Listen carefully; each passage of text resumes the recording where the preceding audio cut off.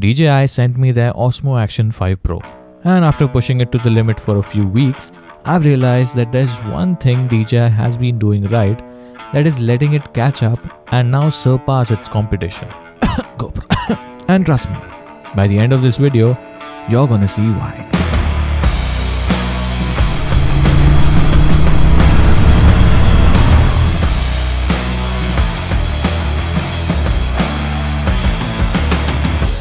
When you spend money on something, you're buying it for what it is and what you get for that price, not for what it could be if you spend more than what you have.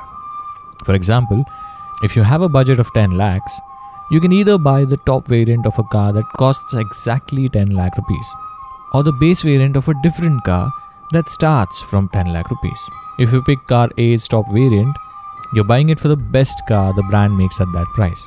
If you go for the car B's base variant, you're paying for what's included at 10 lakhs and not for what the higher variants have on offer for the extra cost that's not even within your budget.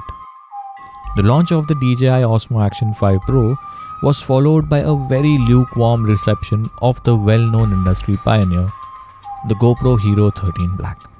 While the GoPro launched, I was testing the DJI's Osmo Action 5 Pro, and I happened to notice the amount of things DJI has been doing right. Which, to be very honest, isn't that strikingly remarkable. It's the fact that the amount of things going wrong with the GoPro, it has become very difficult for the once industry leader to even keep up with its competition. We'll get to the GoPro in a bit, but let's first see what's new with the DJI Osmo Action 5 Pro. Okay. They wanna know about the timeline, how we done it, how we do it, how we get by. Starting with the camera itself. The sensor, despite being carried over from its predecessor, the Osmo Action 4, the 5 Pro now has improved in image quality and can shoot 40 megapixel photos and 4K video at 120 FPS in a full 4:3 aspect ratio.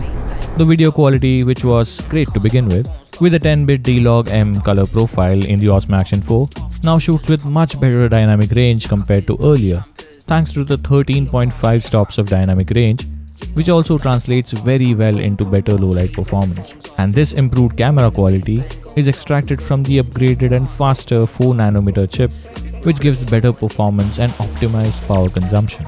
The Osmo Action 5 Pro now also comes with bigger batteries at 1950 mAh compared to the 1770 mAh earlier. These batteries now can last up to 4 hours of record time at 1080p and 2.5 to 3 hours of record time at 4K video recording, which is incredible, especially on longer rides where I'm always embarrassed to make my fellow riders stop for a battery change. और ये अभी होते रहने वाला है battery.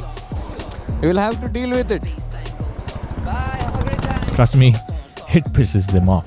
And if I happen to drain the battery, I can quickly get it charged from 0 to 80% in just 18 to 20 minutes. Besides that, the practicality of having an external battery charger with 2 extra batteries that can also work as a combined power source for longer recordings is something that other cameras should also come up with.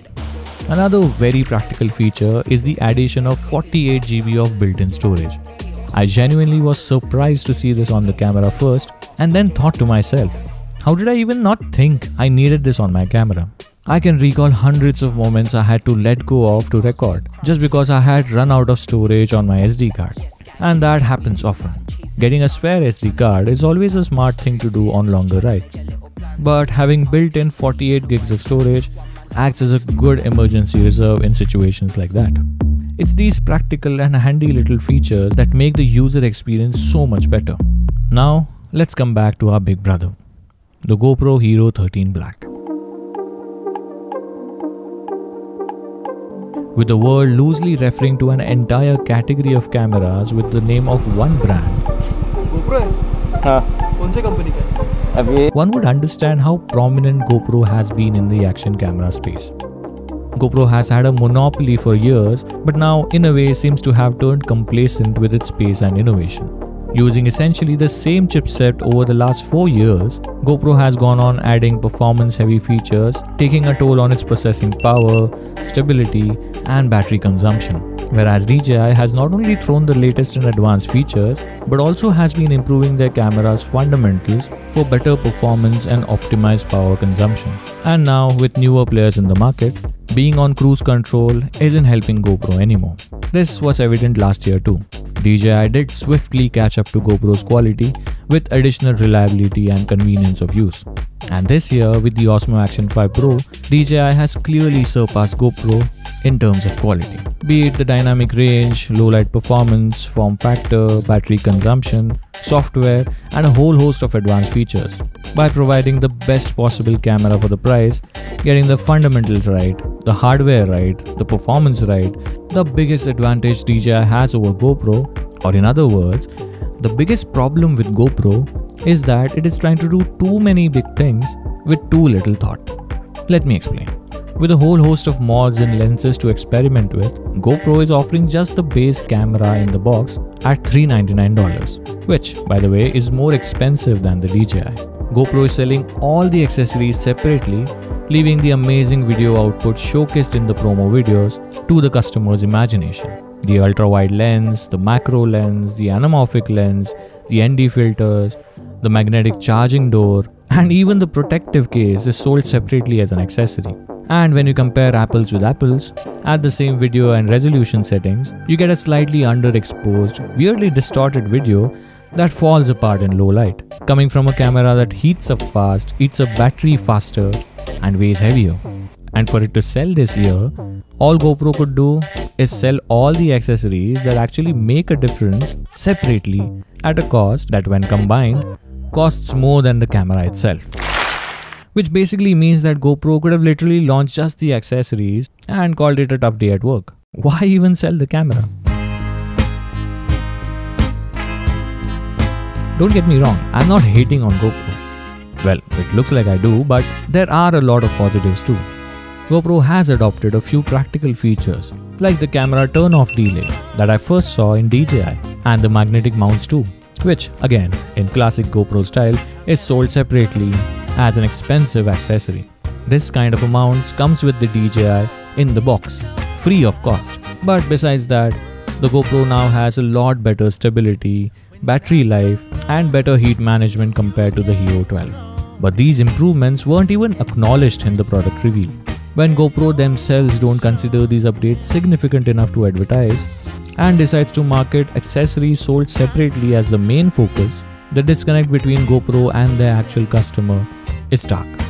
I'm not saying DJI doesn't sell accessories separately. The ND filters, external charger, charging grip, and many more accessories are sold separately, but the hero of the DJI is the camera itself. You see what I did there? DJI has taken a simple approach with giving the customer what matters and what actually makes a difference in real life. Top-class heat management, reliable software, fast charging, bigger battery, improved battery life, which was great to begin with, faster chip, better video quality and performance, inbuilt storage, OLED touchscreens with always-on feature on both the sides. That, by the way, GoPro doesn't offer. Things that actually matter.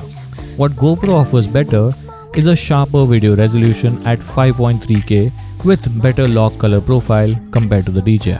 But the distortion with the GoPro lens makes the footage look warped around the edges, which is not a great sight. Also, GoPro shoots 5.3K video at just 30 FPS, while 4K video at 60 FPS. And for some reason, a non-usable, horrible-looking burst mode video of 720p at 400 FPS, while the DJI, on the other hand, shoots a respectable 4K video at 120 FPS that is actually usable and looks good. All things considered, I like the DJI's approach to action cameras, offering things that actually matter to the user for its practicality and ease of use, while GoPro is trying to do a lot of things and has completely drifted away into a strange realm of its own in the process. I've been a GoPro user and absolutely appreciated the video quality over anything in the market at the time, despite all its shortcomings. But now, with the DJI giving better video quality with equal amounts of convenience, GoPro now needs to roll up its sleeves and start cooking. Thank you for watching.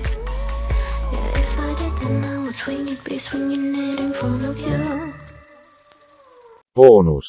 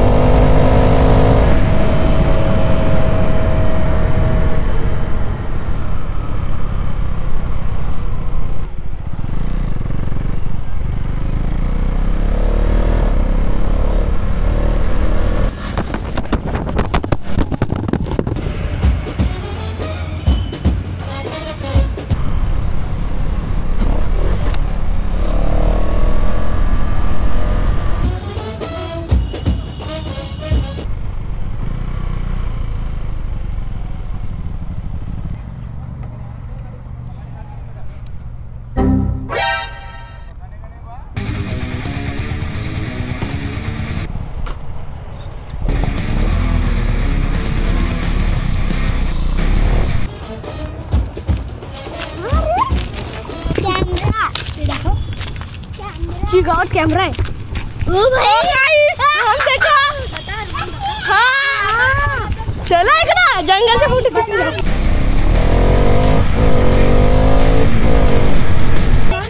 चल रुक चल।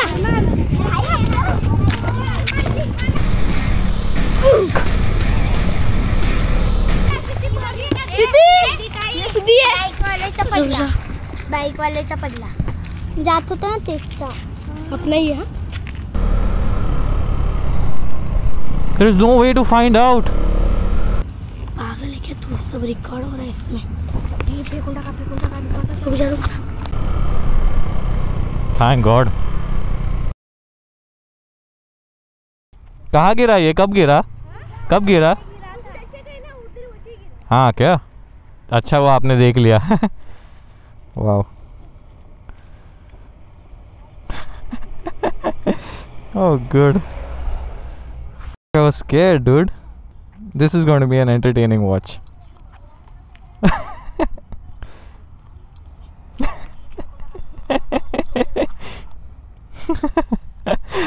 पागल है क्या तू? सब record हो रहा है इसमें। Man, kids are adorable, man. There's a little innocence and little naughtiness.